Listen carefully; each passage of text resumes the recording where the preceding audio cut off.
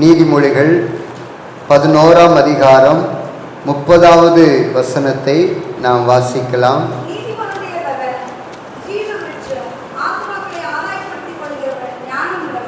ஆத்துமாக்களை ஆதாயப்படுத்திக் கொள்ளுகிறவன் ஞானம் உள்ளவன். ஆண்டவர் சொல்றார், ஆத்துமாக்களை ஆதாயப்படுத்தி கொள்ளுகிறவன் ஞானவான். ஆத்துமாக்களை ஆதாயப்படுத்தி கொள்ளாதவர்கள் சொல்லுங்க, முட்டாள். வேத வசனத்தின்படி நான் சொல்லுகிறேன், ஆத்துமாக்களை ஆதாயப்படுத்தி கொள்ளுகிறவர்கள் ஞானவான்கள் என்று எழுதப்பட்டிருக்கிறது. அதே நேரத்தில் ஆத்துமாக்களை ஆதாயப்படுத்தி கொள்ளாதவர்கள் யார் அப்படின்னா, ஆண்டவர் எழுதல்னா கூட நம்ம நேரடியாகவே புரிந்து கொள்ள வேண்டிய காரியம் முட்டாள் அப்படின்னு தான் அர்த்தம். இந்த பூமியில வாழ்கிற நாட்களில யாரெல்லாம் ஆத்தும ஆதாயம் செய்கிறார்களோ அவர்களை வேதம் ஞானவான்கள், ஞானம் உள்ளவர்கள் என்று சொல்லுகிறது. இன்னைக்கு பூமியில யார ஞானவான், யார அறிவாளி அப்படின்னு சொல்லுவாங்க? டிகிரி முடித்தவங்கள, PhD பட்டம் பெற்றவங்கள இன்னைக்கு ஊர் உலகத்துல என்ன சொல்லுவாங்க? அவங்க தான் அறிவாளி அப்படின்னு சொல்லுவாங்க. படித்தவங்களை பார்த்து உலகம் சொல்லும் ஞானவான், இவங்க தான் அறிவாளி அப்படின்னு உலகத்தார் சொல்லுவாங்க. ஆனா நம்ம ஆண்டவர் யார ஞானவான் அப்படின்னு சொல்றாருன்னா, இந்த பூமியில வாழ்கிற நாட்களில ஆத்துமா ஆதாயம் செய்கிறவர்களை தான் ஞானவான் என்று ஆண்டவர் சொல்லுவார். இப்போ நீங்க ஞானவானா, ஞானவான் இல்லையா அப்படிங்கிறது உங்களுக்கே தெரியும். ரட்சிக்கப்பட்டு எத்தனை வருஷம் ஆகுது? இயேசுவை ஏற்றுக்கொண்டு எத்தனை வருஷம் ஆகுது? எத்தனை ஆத்துமாக்களை இதுவரைக்கும் ஆதாயம் பண்ணி திருச்சபையில கொண்டு சேர்த்திருக்கிறீர்கள்? உங்களை ஒரு கேள்வி கேளுங்களாம்.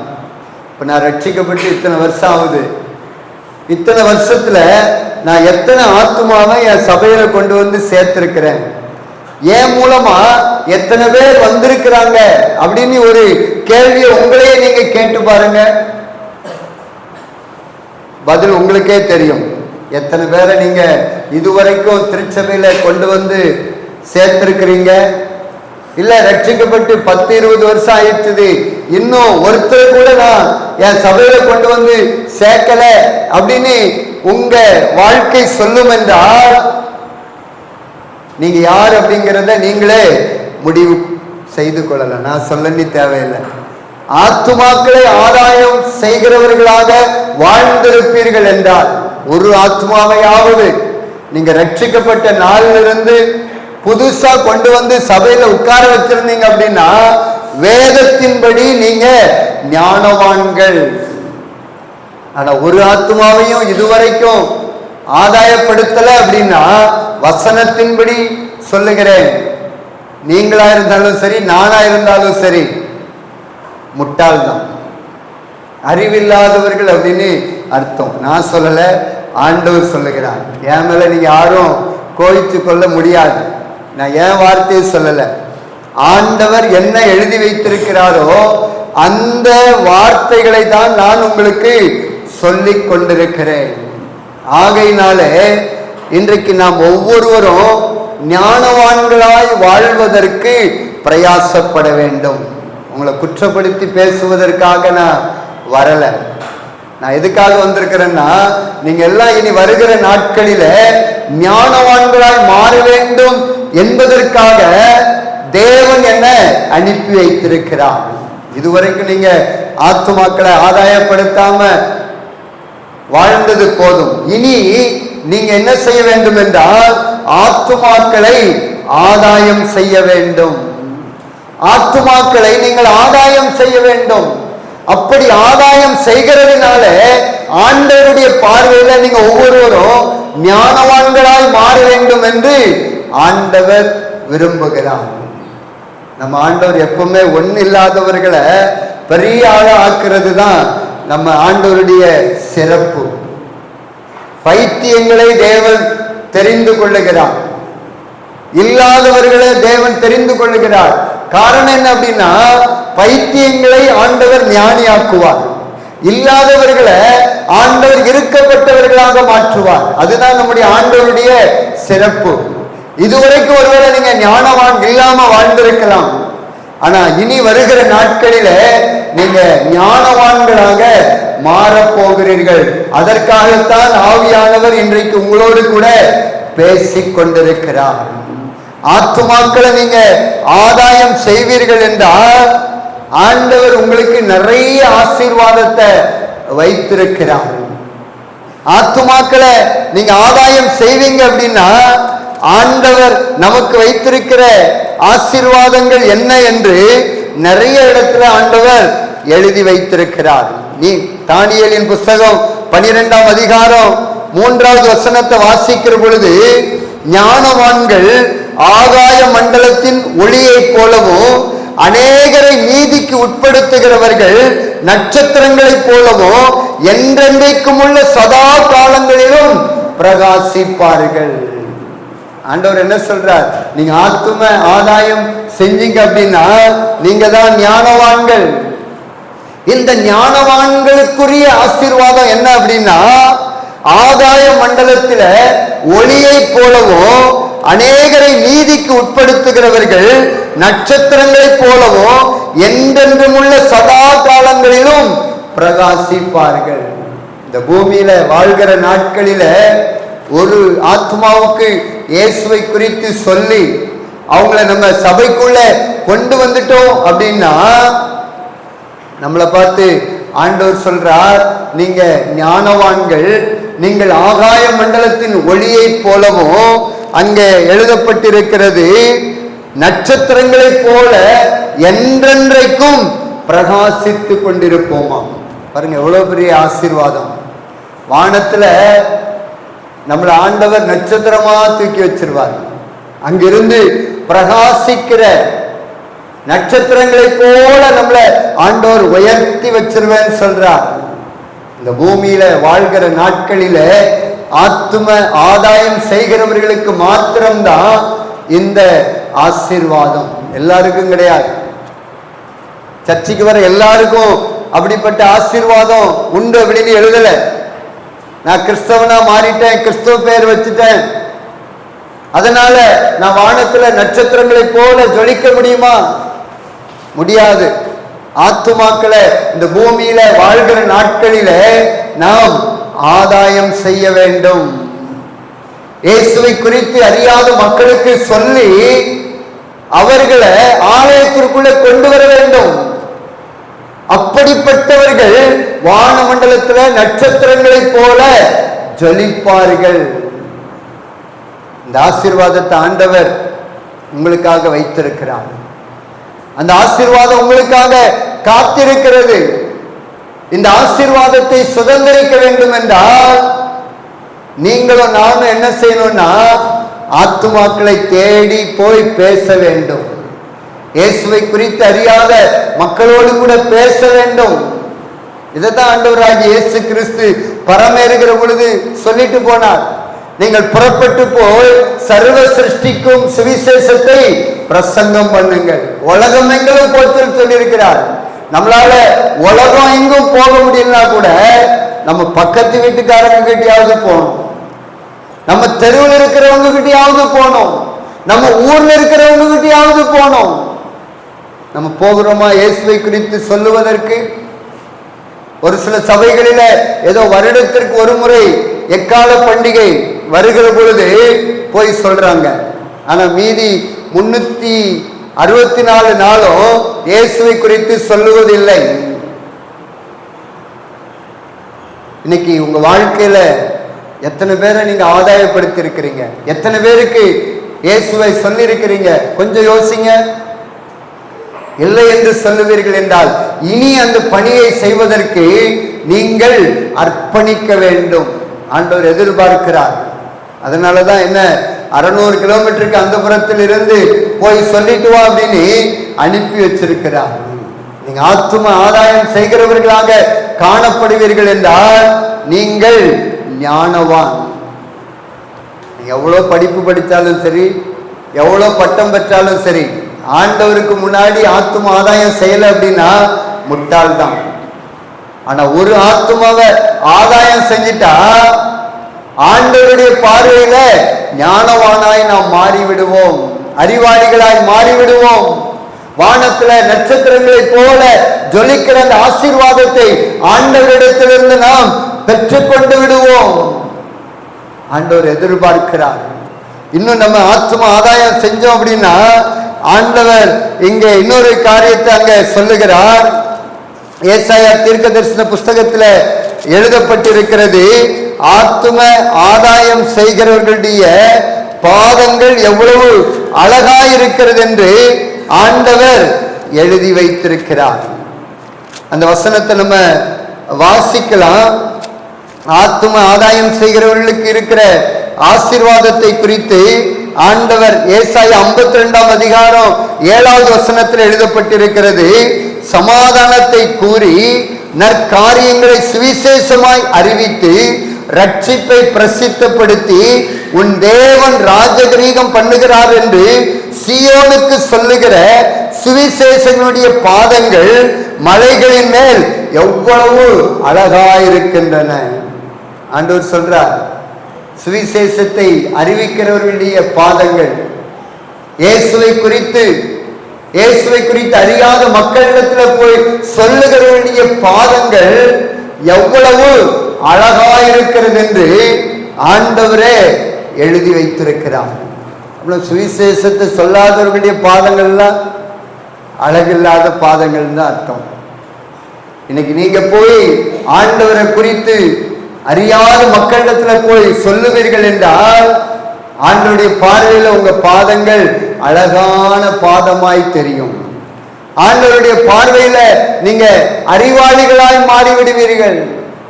ஆண்டவருடைய பார்வையில நீங்க நட்சத்திரங்களை போல ஜொலிக்கிறவர்களாக மாறிவிடுவீர்கள். அதனால இந்த பணியை நாம் ஒவ்வொருவரும் செய்ய வேண்டும். யாருக்கோ இந்த காரியம் யார் மேலேயோ விழுந்தது என்று நினைக்கிறோம். இன்னைக்கு விசுவாசிகள் எல்லாம் ஊழியக்காரங்க மேல கை காட்டுறோம். ஆனா ஆண்டவர் நம்ம எல்லாரிடத்துல இந்த பொறுப்பை கொடுத்திருக்கிறார். ஒருத்தருக்கு 2 பேருக்கு மாத்திரம் இந்த பொறுப்பு அல்ல, இது எல்லார் மீது விழுந்த கடமையா இருக்கிறது. வேதம் வைத்திருக்கிற நம்ம எல்லாரையும் தான் ஆண்டவர் சொன்னார், நீங்க புறப்பட்டு போய் சர்வ சிருஷ்டிக்கும் சுவிசேஷத்தை பிரசங்கம் பண்ணுங்க. நம்மளால எல்லா இடத்துக்கும் போக முடியலன்னா கூட நம்ம கூட இருக்கிறவங்க, நம்மோடு கூட பேசுறவங்க, நம்மோடு கூட பழகுறவங்க, அவங்களுக்கு இயேசுவை குறித்து நம்ம சொல்ல கடமைப்பட்டு இருக்கிறோம்.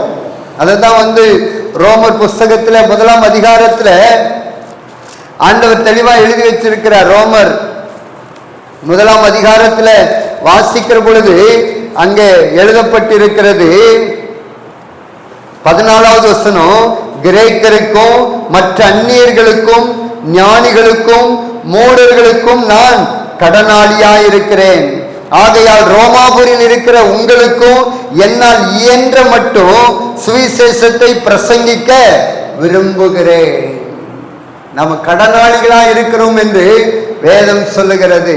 நம்ம பக்கத்து வீட்டுக்காரங்களுக்கு இயேசுவை சொல்லுவதில் கடன் பெற்றிருக்கிறோம். ஆண்டவர் நம்மளை எதற்காக ரட்சித்தார் என்றால், இந்த காரியத்தை பேதுரு சபைக்கு சொல்லுகிற பொழுது ரொம்ப அழகாக நேர்த்தியாக அவர் சொல்லுகிறார். 1 பேதுரு 2ஆம் அதிகாரம் 9வது வசனத்தை வாசிக்கிற பொழுது, நீங்களோ உங்களை அந்தகாரத்தினின்று தம்முடைய ஆச்சரியமான ஒளியினிடத்திற்கு வரவழைத்தவருடைய புண்ணியங்களை அறிவிக்கும்படி தெரிந்து கொள்ளப்பட்ட சந்ததி. நீங்களும் நானும் யார் அப்படின்னா, இயேசு கிறிஸ்து சிலுவையில செய்து முடித்தார் பாருங்க. எல்லா மனிதருக்காக ரட்சிப்பை சம்பாதித்து வைத்தார் பாருங்க. அந்த ரட்சிப்பின் செய்தியை சிலுவையில இயேசு கிறிஸ்து செய்த அந்த காரியத்தை எல்லாருக்கும் சொல்லுவதற்காக நீங்களும் நானும் அழைக்கப்பட்ட சந்ததி என்று வேதம் சொல்லுகிறது. இன்னைக்கு சிலுவையின் உபதேசத்தை நம்ம சொல்றோமா? சிலுவையில இயேசு கிறிஸ்து செய்து முடித்த அந்த புண்ணியத்தை குறித்து, அந்த ரட்சிப்பை குறித்து, பாவ மன்னிப்பு நிச்சயத்தை குறித்து அறியாத மக்களுக்கு சொல்லுகிறோமா? அதற்காக பிரயாசப்படுகிறோமா? கொஞ்சம் உங்களையே நீங்க கேட்டு பாருங்க. நான் சொல்றேன்னா, எத்தனை வருஷம் ஆகுது ரட்சிக்கப்பட்டு, எத்தனை வருஷமா நான் சபைக்கு வரேன், ஒரு ஆத்மாவையாவது நான் இன்னும் ஆதாயப்படுத்தி இருக்கேனா அப்படின்னு உங்களையே கேட்டு பாருங்க. ஆண்டவர் உங்களோடு கூட பேசி கொண்டிருக்கிறார். நீங்க அழைக்கப்பட்டதே மற்றவர்களுக்கு சுவிசேஷத்தை அறிவிப்பதற்காகவே. நீங்க ரட்சிக்கப்பட்டதே மற்றவர்களுக்கு இயேசுவை குறித்து சொல்லுவதற்காகவே. அதைத்தான் வேதம் தெளிவாய் சொல்லுகிறது. அவருடைய புண்ணியத்தை அறிவிக்கும்படி தெரிந்து கொள்ளப்பட்ட சந்ததியாயிருக்கிறீர்கள். கிரேக்கருக்கும் மூடருக்கும் ஞானிக்கும் நீங்க கடனாளிகளாயிருக்கிறீர்கள். அந்த கடனை திரும்ப செலுத்தணும். உங்க பக்கத்து வீட்டுக்காரங்களுக்கு நீங்க தான் உத்தரவாதி. உங்க தெருவில் இருக்கிறவங்களுக்கு நீங்க தான் உத்தரவாதி. உங்ககிட்ட தான் ஆண்டவர் கணக்கு கேட்க போகிறார். ஏன்னா உங்களிடத்தில் ஆண்டவர் தாளந்த கொடுத்திருக்கிறார். இன்னைக்கு தாளந்த வாங்கி நீங்க மண்ணுக்குள்ள புதைச்சு வச்சிருக்கிறீங்க. கணக்கு கேட்பதற்கு ஒரு நாள்ல ஆண்டவர் வரப்போகிறார். உன்னிடத்துல இந்த தாளந்த கொடுத்தேனே, உன்னை நான் ரட்சித்தேனே, நீ இந்த தாளந்தை கொண்டு என்ன செய்தாய் அப்படின்னு ஆண்டவர் கேட்க போறார். அந்த நாள்ல ஆண்டவரே, நான் சும்மா வாங்கி சும்மா மண்ணுக்குள்ள புதைச்சு பத்திரமா வச்சிருக்கிறேன், இந்தாங்க ஆண்டவரேன்னு கொடுத்தீங்க அப்படின்னா முதல்ல அதை பிடுங்கிடுவார். பிடுங்கி யார் தாளந்த உபயோகப்படுத்துறாங்களோ அவங்கள கொடுத்துட்டு உங்களை சும்மா விட மாட்டார். புரோஜனம் இல்லாதவர்களே, புறம்பான இருளில உங்களை தள்ளி போடுங்க அப்படின்னு ஆண்டவர் நரகத்துக்கு அனுப்புவார். நிறைய பேர் நம்ம நினைச்சுக்கிட்டு இருக்கிறோம், சர்ச்சுக்கு வந்துட்டா பரலோகத்துக்கு போயிடலாம் அப்படின்னு. பெற்றுக்கொண்ட தாளந்த ஆண்டவருக்காக பயன்படுத்தல அப்படின்னா நம்ம பரலோகத்துக்கு போக முடியாது, நரகத்துக்கு தான் போகணும். ஆண்டவர் சொல்லுவார், கேட்பார், இந்த தாளந்த என்ன பண்ணா? ஒரு தாளந்து கொடுத்தன, அதை 2ஆ மாத்தினியா? 2 கொடுத்தன 4ஆ மாத்தினியா? 5 கொடுத்த 10ஆ மாத்தினியா? ஆண்டவர் கேட்பார். அன்னைக்கு நீங்க என்ன பதில் சொல்ல போறீங்க? 1 2ஆ மாத்தினீங்கன்னா ஆண்டவர் சொல்லுவார், சந்தோஷப்பட்டு நீ பரலோக ராஜ்யத்திற்குள்ள போ, தேவனுடைய சந்தோஷத்துக்குள்ள போ அப்படின்னு அனுப்புவார். ஆண்டவரே, நான் ஒண்ணுமே பண்ணல, ஒரு ஆத்மாவை கூட நான் ஆதாயப்படுத்தல, அந்த தாளந்தெல்லாம் நான் சும்மா தான் வச்சிருந்தேன். சும்மா வச்சிருந்தியா? எல்லாத்தையும் கூட அப்படின்னு வாங்கிட்டு நரகத்துக்கு அனுப்புவார். நான் வேதத்தின்படிதான் உங்களோடு கூட பேசி கொண்டிருக்கிறேன். நீங்களா இருந்தாலும் சரி, நானா இருந்தாலும் சரி, தாளந்த நான் இயேசுவுக்காக பயன்படுத்தல அப்படின்னா, இயேசுவுக்காக ஆத்மா ஆதாயம் செய்கிற பணிக்கென்று என்னை அர்ப்பணிக்கல, நான் செயல்படல அப்படின்னா என்னைய பார்த்து அதே வார்த்தையை தான் சொல்லுவார். உங்ககிட்ட தாளந்த கொடுத்தனே, அந்த தாளந்த என்ன பண்ணா? சும்மா வச்சிருந்தியா? நரகத்துக்கு போ அப்படின்னு ஆண்டவர் அனுப்புவார். அதனால நியாய தீர்ப்பு என்பது எல்லாருக்கும் ஒண்ணுதான். நீங்களா இருந்தாலும் சரி, நானா இருந்தாலும் சரி, எல்லாரும் ஏசப்பாவுக்கு முன்னாடி சிங்காசனத்திற்கு முன்பாக எல்லாரும் வரிசையில தான் நிற்கணும். அதனால்தான் அப்போஸ்தலனாகிய பவுல் சொல்றார், நானும் உங்களோடு கூட நிற்பேன். சரீரத்தில் அவனவன் செய்த நன்மைக்காவது தீமைக்காவது தக்க பலனை அடையும்படிக்கு நாம் எல்லாரும் சிங்காசனத்திற்கு முன்பாக நிற்போமே. நம்ம கூட தான் பவுல் நிற்பார், நம்ம கூட தான் பேதுரு நிற்பார், நம்ம கூட தான் மத்தேயு, மார்க்கு, எல்லா ஊழியக்காரங்களும் வரிசையில நிற்பாங்க. நியாய தீர்ப்புக்கு பட்சபாதம் கிடையாது. நான் பெரிய ஆளு, நீ பெரிய ஆளு, நான் பெரிய ஊழியக்காரன், சின்ன ஊழியக்காரன் அப்படிங்கிற பாகுபாடு ஆண்டவருக்கு முன்பாக கிடையாது. ஏன்னா நம்மளை குறித்து ஆண்டவர் ஞாபக புஸ்தகத்தில் எழுதி கொண்டிருக்கிறார். நாம என்ன பண்றோம் அப்படிங்கிறத ஆண்டவர் எழுதி கொண்டிருக்கிறார். அந்த ஞாபக புஸ்தகத்துல என்ன எழுதப்பட்டிருக்கிறதோ அதன்படி நியாய தீர்ப்பு நமக்கு கிடைக்கும். இப்பவே நீங்க முடிவு பண்ணிடலாம், நியாய தீர்ப்புல எனக்கு என்ன ஆண்டவர் தரப்போறார் அப்படிங்கிறது உங்களுக்கே தெரியும். இன்னைக்கு ஆண்டவர் நியாய தீர்ப்பு செய்வார் அப்படின்னா இன்னைக்கு எத்தனை பேர் நம்ம வானமண்டலத்தில் நட்சத்திரங்களை போல பிரகாசிப்போம், பரலோக ராஜ்யத்திற்குள்ள போவோம் அப்படிங்கிறது ஆண்டவருக்கு தெரியும், அடுத்தது உங்களுக்கு தெரியும். இயேசுக்காக இதுவரைக்கும் என்ன பண்ணிருக்கிறீங்க? ஒரு ஆத்மாவை ஆதாயம் பண்றதுக்காக இதுவரைக்கும் நீங்க என்ன பண்ணிருக்கிறீங்க? ஆண்டவர் கேட்கிறார். அதனால போனது போகட்டும். இனி வருகிற நாட்களில ஆத்ம ஆதாயம் செய்வதற்காக நீங்க பிரயாசப்படுங்க, பிரயாசப்படுங்க. நம்ம பிரயாசப்பட்டா நிச்சயமாகவே நம்ம பகுதி சந்திக்கப்படும். நம்ம விதை விதைச்சா நிச்சயமாகவே அதற்கு பலன் கிடைக்கும். விதையே போடாம வீட்டுக்கு நெல் வருமா? நான் வயல்ல போய் நான் நெல் விதைக்க மாட்டேன், ஆனா மூட்டை மூட்டையா நெல் என் வீட்டுக்கு வந்துடணும் அப்படின்னா அது கிடைக்குமா? கிடைக்காது. நான் படிக்கவே மாட்டேன், எக்ஸாம்ல எனக்கு 100க்கு 100 மதிப்பு வந்துடும் அப்படின்னா வருமா? வராது. நாம எந்த பிரயாசமுமே படாம எப்படி ஆத்துமாக்கள் திருச்சபையில வருவாங்க?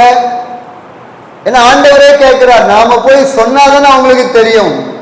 வசனம் அதை தான் சொல்லுகிறது, கேள்விப்படாதவர்கள் எப்படி ரட்சிக்கப்படுவார்கள்?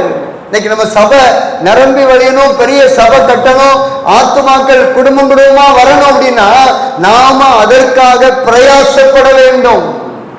நான் நேற்று உங்க மத்தியில சொன்னேன், நாங்க இருக்கிற அந்த மாதனூர் அப்படிங்கிற பகுதியில 18 குடும்பம் இருந்தது.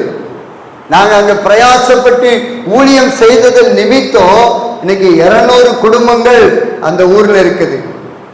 3 சபை இருந்தது, இன்னைக்கு 13 சபைகளாக மாறி இருக்கிறது. காரணம் 20 வருஷமா நாங்க பிரயாசப்படுறோம். இந்த மாதனூர் இயேசுவுக்கு சொந்தமாகணும் அப்படின்னு 20 வருஷமா ஜெபம் பண்றோம். ஜெபம் பண்ணுகிறதோடு மாத்திரமல்ல, 20 வருஷமா கைப்பிரதிகளை நாங்க கொடுத்து கொண்டே இருக்கிறோம். நாங்க விதை போட்டுக்கிட்டே இருக்கிறோம். ஜெபம் என்பது தண்ணீர் பாய்ச்சுவது. ஜெபம் பண்ணிக்கிட்டே இருக்கிறோம், விதையை போட்டுக்கிட்டே இருக்கிறோம், சுவிசேஷத்தை விதைத்துக் கொண்டே இருக்கிறோம். பாருங்க, அதற்கு பலனை ஆண்டவர் எங்களுக்கு கொடுத்து கொண்டிருக்கிறார். நம்ம எதையுமே செய்யல அப்படின்னா எப்படி ஆத்துமாக்கள் சந்திக்கப்படுவார்கள், ரட்சிக்கப்படுவார்கள், ஆலயத்தை தேடி ஓடி வருவார்கள்? விதை போட்டா தானே, தண்ணி பாய்ச்சா தானே.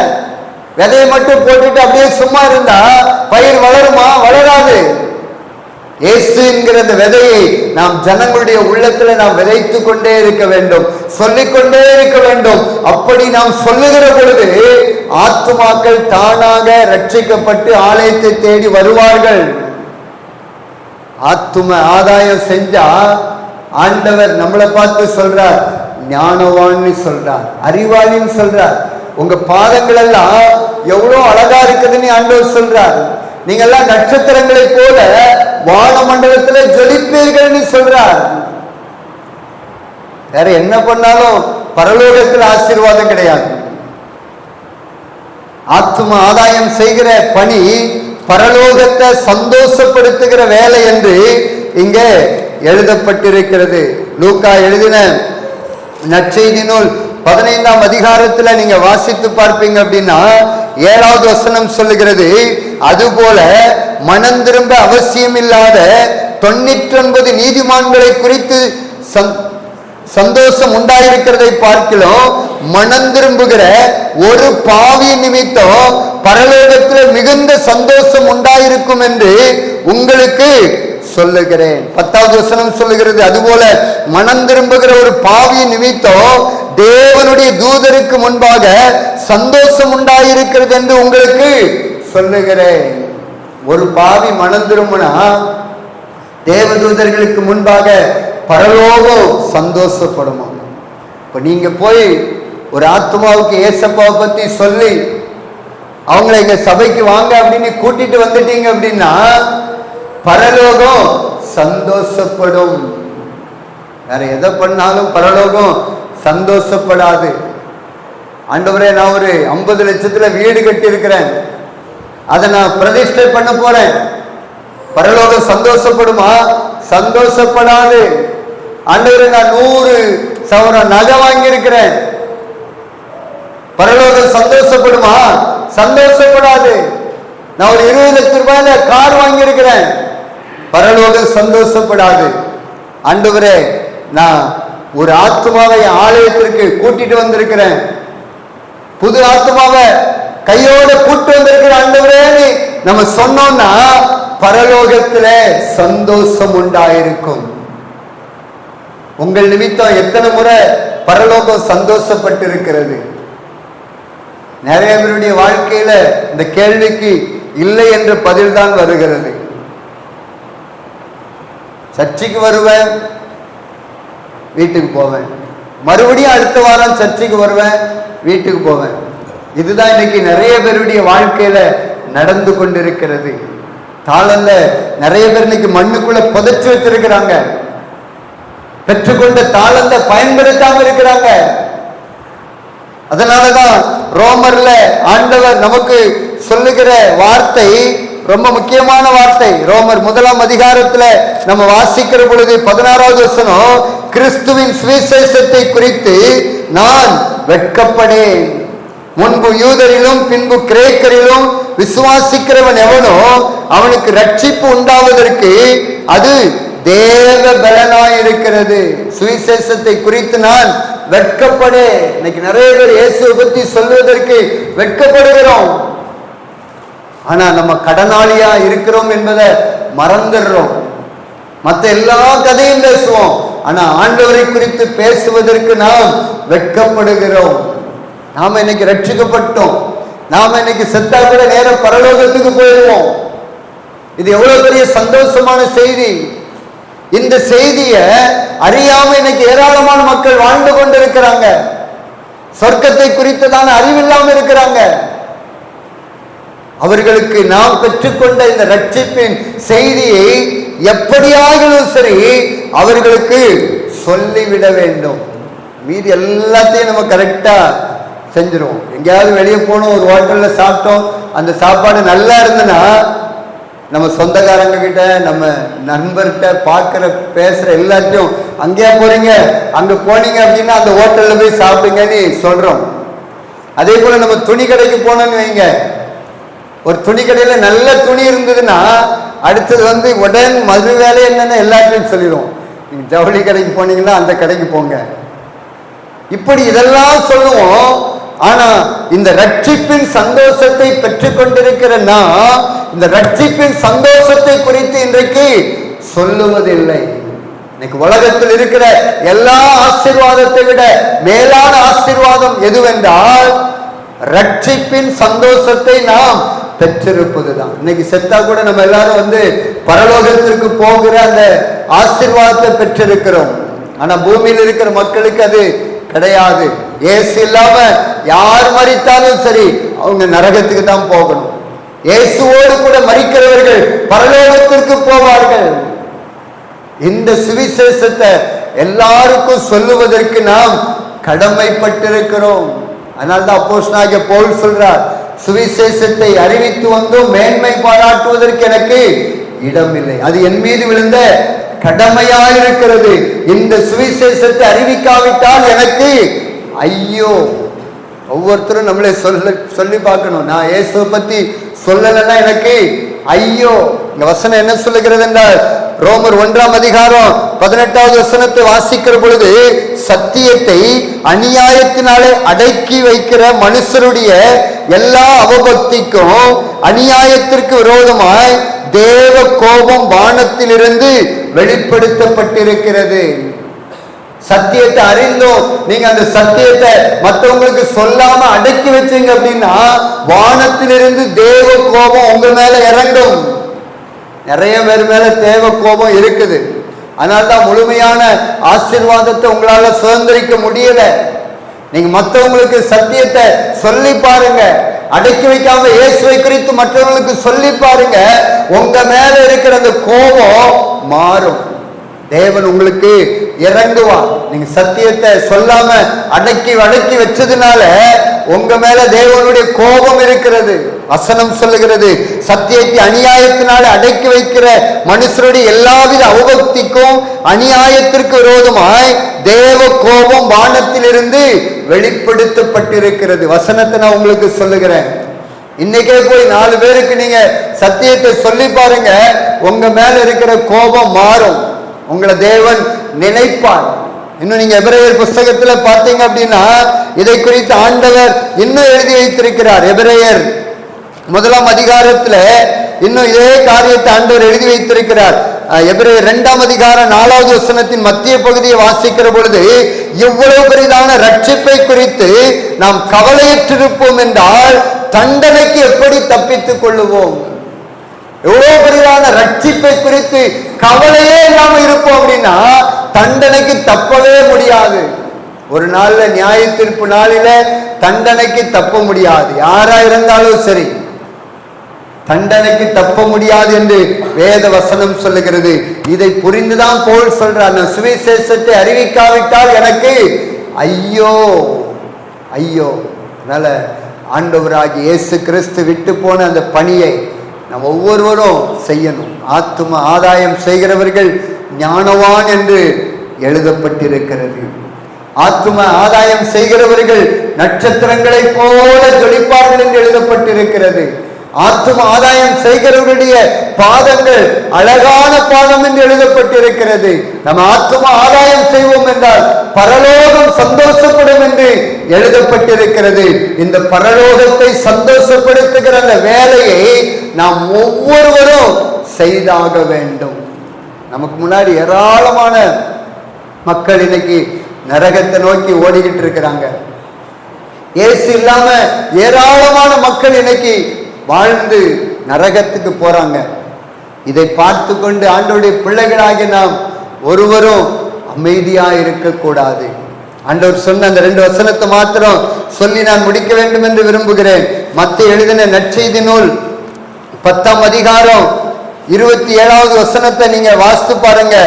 நான் உங்களுக்கு இருளிலே சொல்லுகிறதை நீங்கள் வெளிச்சத்திலே சொல்லுங்கள், காதிலே கேட்கிறதை நீங்கள் வீடுகளின் மேல் பிரசித்தம் பண்ணுங்கள். ஆண்டவர் சொல்றார், சத்திய வசனத்தை நீங்க காதுல கேட்கிறீங்களா? அடுத்தது நீங்க என்ன பண்ணணும்? வீடுகளின் மேல் பிரசித்தம் பண்ண வேண்டும். வீடுகளில் போய் சொல்றீங்களா? அந்த சொல்லுகிற அந்த அனுபவம் உங்களுக்கு உண்டா? இல்லை என்றால் அந்த சொல்லுகிற அனுபவத்திற்குள்ள நீங்க வாங்க. சுவிசேஷத்தை குறித்து வெட்கப்படாதீங்க. இயேசுவை குறித்து சொல்லுவதற்கு வெட்கப்படாதீங்க. அப்படி வெட்கப்பட்டீங்க அப்படின்னா இங்க எழுதப்பட்டிருக்கிறது 32வது வசனம், மனுஷர் முன்பாக என்னை அறிக்கை பண்ணுகிறவன் எவனோ அவனை நானும் பரலோகத்தில் இருக்கிற பிதாவின் முன்பாக அறிக்கை பண்ணுவேன். மனுஷர் முன்பாக என்னை மறுதலிக்கிறவன் எவனோ அவனை நானும் பரலோகத்தில் இருக்கிற என் பிதாவிற்கு முன்பாக மறுதலிப்பேன்.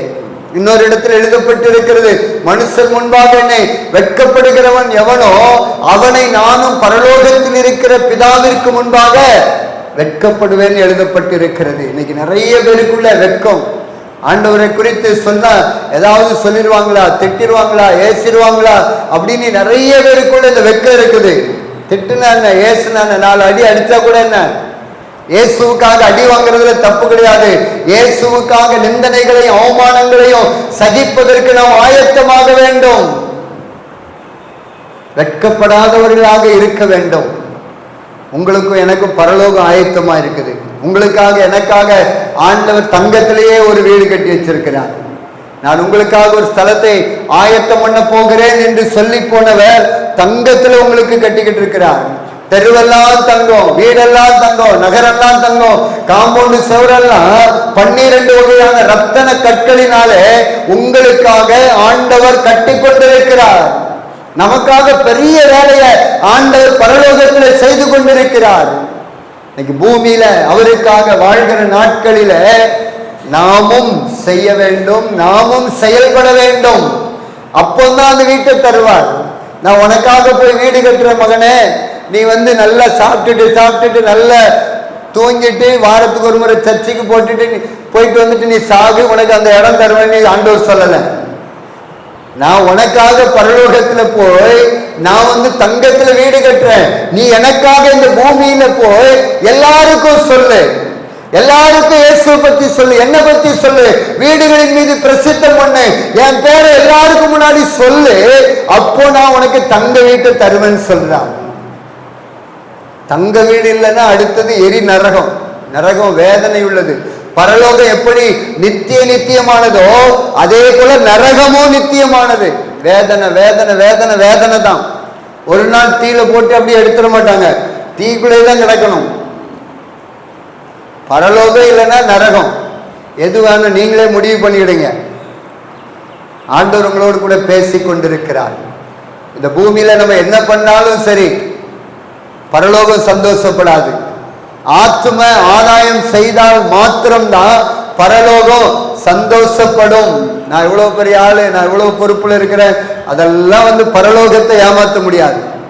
பரலோகம் ஒரே காரியத்தை கேட்கும், நீ ஆத்ம ஆதாயம் செய்தாயா, என்னை பத்தி மற்றவங்களுக்கு சொன்னியா, உன் பேரை நான் வாசிக்கிறேன், நீ சொல்லலையா உன் பேரை நான் வாசிக்க முடியாது. அவ்வளவுதான், முடிஞ்சு போச்சு. அங்க போயிட்டு எந்த சந்தர்ப்பமே கிடையாது. இப்ப நீங்க லாசரு ஐஸ்வர்யவான் சம்பவத்துல பாத்தீங்கன்னா, நரகத்துக்கு போன பிறகுதான் அவனுக்கு உணர்வே வருது. ஐயோ பூமியில 5 அதை பார்த்துக்கிடுவாங்க, நீ நரகத்துல வேதனைப்படு, அவ்வளவுதான். அவனுக்கு எந்த பேசுறதுக்கு சந்தர்ப்பமே கொடுக்கல.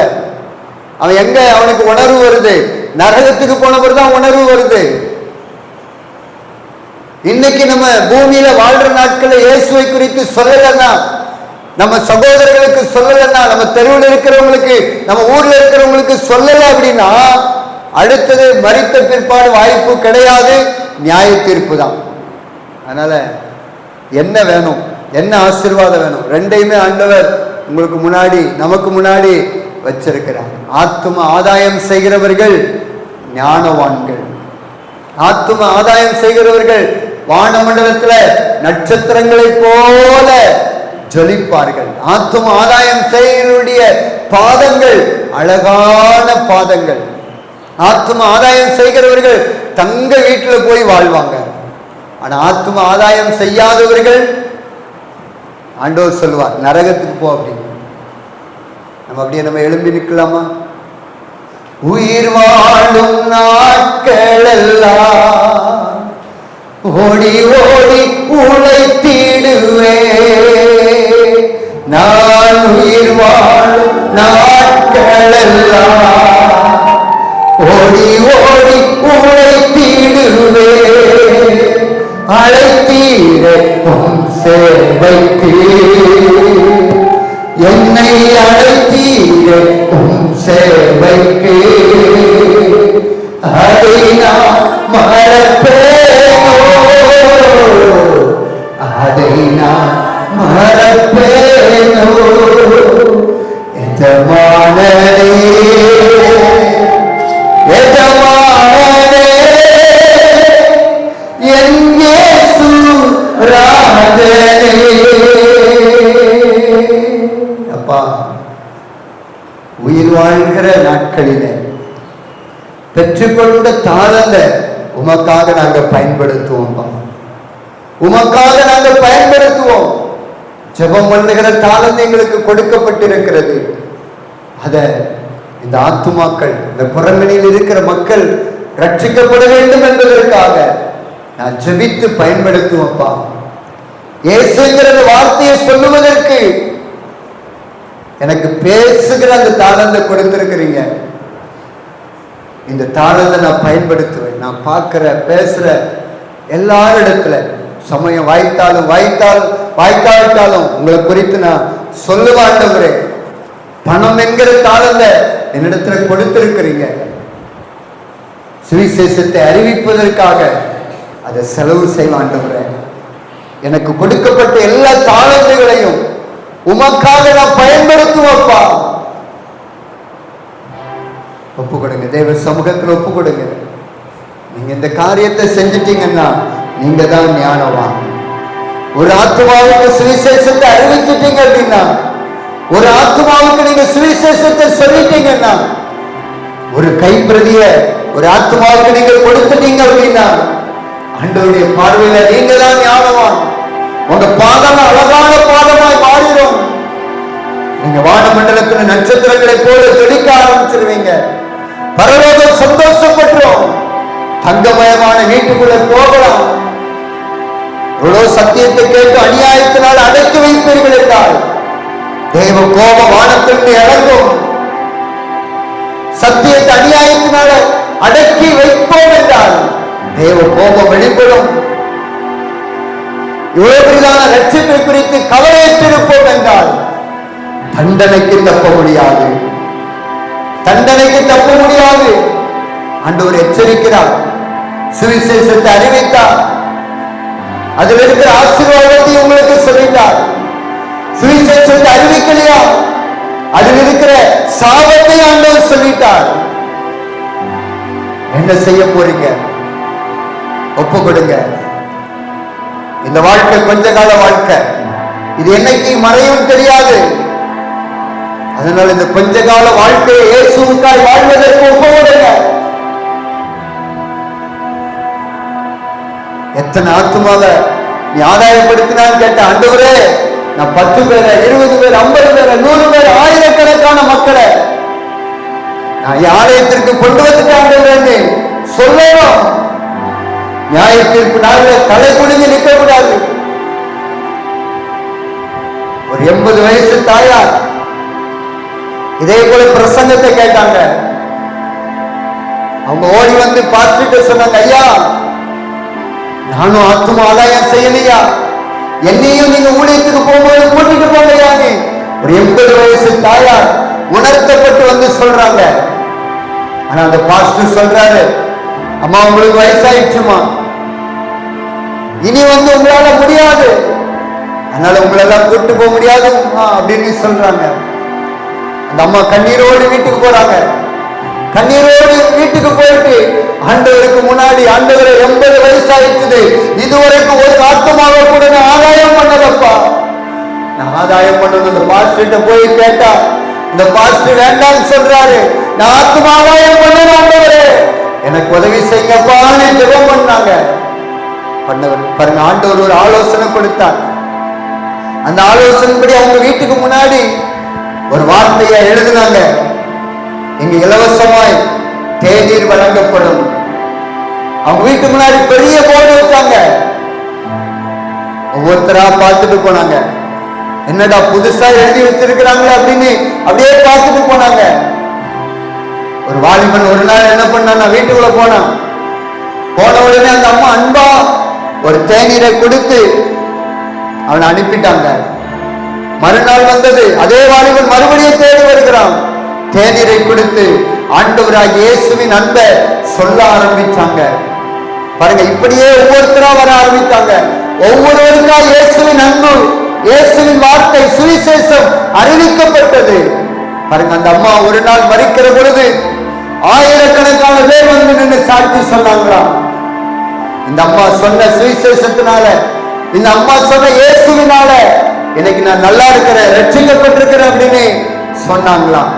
பாருங்க, சுவிசேஷத்தை அறிவிப்பதற்கு வயது ஒரு பொருட்டல்ல. பார்க்கிறவர்கள், பேசுகிறவர்களிடத்துல இயேசுவை அறிவிக்க வேண்டும். அந்த 80 வயது அம்மாவுக்குள்ள மனம் இருந்தது. ஆண்டவருக்கு போய் கேட்டாங்க, ஆண்டவரே நானும் உங்க ஊழியத்தை செய்யணும், நானும் சுவிசேஷத்தை அறிவிக்கணும், நானும் ஆத்தும ஆதாயம் செய்யணும் அப்படின்னு கேட்டாங்க. கேட்டதுனால ஆண்டவர் ஆலோசனை கொடுத்தார். பரலோகத்திற்கு அவங்க போகிற பொழுது முழு பரலோகமும் அவங்கள சந்தோஷமாய் ஏற்றுக்கொண்டிருக்கும். அவங்க நட்சத்திரங்களை போல ஜொலிக்க ஆரம்பித்திருப்பார்கள். பரலோகத்தில் மேன்மையான இடம் அந்த அம்மாவுக்கு கொடுக்கப்பட்டிருக்கும். உங்களுக்கு எந்த இடம் கிடைக்கும்? இதுவரைக்கும் போனது போகட்டும். இன்னைக்கு உங்க வாழ்க்கையை ஒப்பு கொடுங்க. ஆண்டவரே, உமக்காக நான் வாழப் போகிறேன், உமக்காக நான் செயல்பட போகிறேன். ஆத்துமாக்களை ஆதாயம் செய்ய ஆண்டவரே, எங்க சபையை நிரப்புகிற அந்த வேலையை நாயனே செய்வப்பா.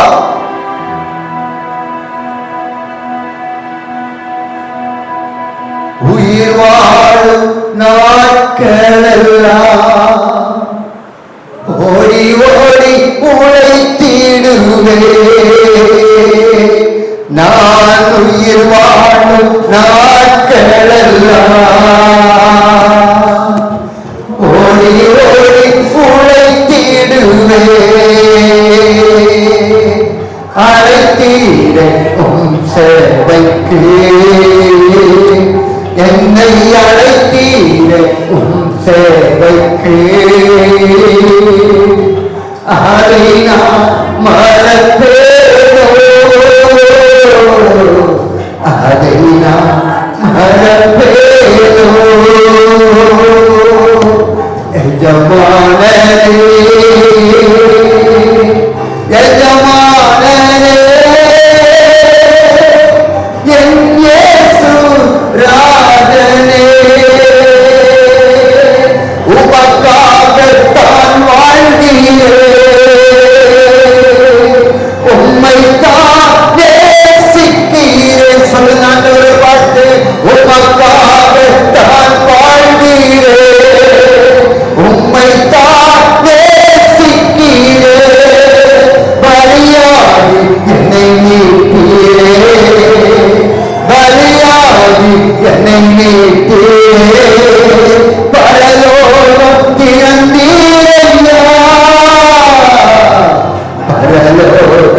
பிறந்தீரையா எஜமானனே, எஜமானனே, என் இயேசு ராஜனே. அப்பா, எங்களை நாங்கள் அர்ப்பணிக்கிறப்பா. நாங்கள் இனி வெறுமையான வாழ்க்கை வாழ மாட்டோம், உமக்காக வாழ்வோம். பெற்றுக்கொண்ட தாளந்த பயன்படுத்துகிற வாழ்க்கை வாழ்வோம்ப்பா. அதற்கு எங்களை அர்ப்பணிக்கிறோம், அதற்கு எங்களை அர்ப்பணிக்கிறோம். எங்களால எப்படியெல்லாம் உங்களை பத்தி சொல்ல முடியுமோ அப்படியெல்லாம் சொல்லுவதற்கு எங்களை அர்ப்பணிக்கிறப்பா. நாங்க சொல்லலைன்னா உங்க கோபம் வானத்திலிருந்து இறங்கி வரும். நாங்க தண்டனைக்கு தப்ப முடியாதுன்னு நீங்க எச்சரித்திருக்கிறீங்க. நன்றி அப்பா. இதை எங்க வாழ்நாளில் நாங்க மறக்க மாட்டோம். நாங்க மறக்காம இருந்து எங்களால முடிந்த அளவிற்கு கற்றுக்கொண்ட தாளத்தை நாங்க பயன்படுத்துவோம்ப்பா. அதற்கு எங்களை அர்ப்பணிக்கிறோம். பரலோக தகப்பனே, இந்த நாள்ல வந்த பிள்ளைகளுக்காக உடைய சமூகத்துல வருகிறப்பா. அந்த ஒவ்வொரு பிள்ளைகளுக்காக உங்க சமூகத்துல வருகிறேன் தகப்பனே. இந்த நாள்ல ஆண்டவரே, இந்த வசனத்தை நான் விதைத்திருக்கிறப்பா. இவைகள் எல்லாம் 30, 60, 100 பலன் தரட்டும் என்று சொல்லிக்கிறேன். இந்த வசனத்தை கேட்டுக்கொண்டு ஆண்டவரே, இனி யாரும் சும்மா இருக்க கூடாது அப்பா. ஆத்தும ஆதாயம் செய்கிற அந்த பணியில, ஆத்துமாக்களுக்காக ஜெபம் பண்ணுகிற அந்த பணியில நம்முடைய பிள்ளைகள் ஆண்டவரே செயல்பட கிருபை கொடுங்கப்பா. ஆசீர்வதியும், ஆசீர்வதியும். நீங்க அப்படி செய்கிறதற்காக உமக்கு நன்றி சொல்லுகிறோம், நன்றி சொல்லுகிறோம், நன்றி சொல்லுகிறோம். எங்கள் ஜெபத்தை கேட்டதற்காக உமக்கு நன்றி. ஆண்டவரே, உங்களுடைய பிள்ளைகள் ஒப்பு கொடுத்திருக்கிறாங்கப்பா. ஒப்பு கொடுத்ததன் நிமித்தம் உங்க பிள்ளைங்களை ஆசீர்வதிங்கப்பா. இனி நான் செய்வது ஒப்பு கொடுத்திருக்கிறாங்க.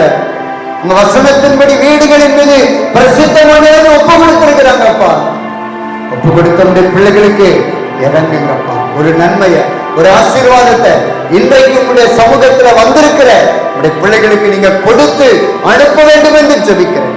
பலவீனங்கள் இயேசுவின் நாமத்தில் மறையட்டும் என்று ஜெபிக்கிறேன். ஆசீர்வதிக்கிற கரம் ஒவ்வொரு மீதும் இறங்கட்டும், இறங்கட்டும். நீங்க அப்படியே செய்கிறதற்காக ஸ்தோத்திரம், ஸ்தோத்திரம், ஸ்தோத்திரம். துதி, கன, மகிமை எல்லாம் ஒருவருக்கு மாத்திரம் செலுத்துகிறோம். இயேசு கிறிஸ்துவின் நாமத்தில் ஜெபிக்கிறோம் நல்ல பிதாவே. ஆமென், ஆமென்.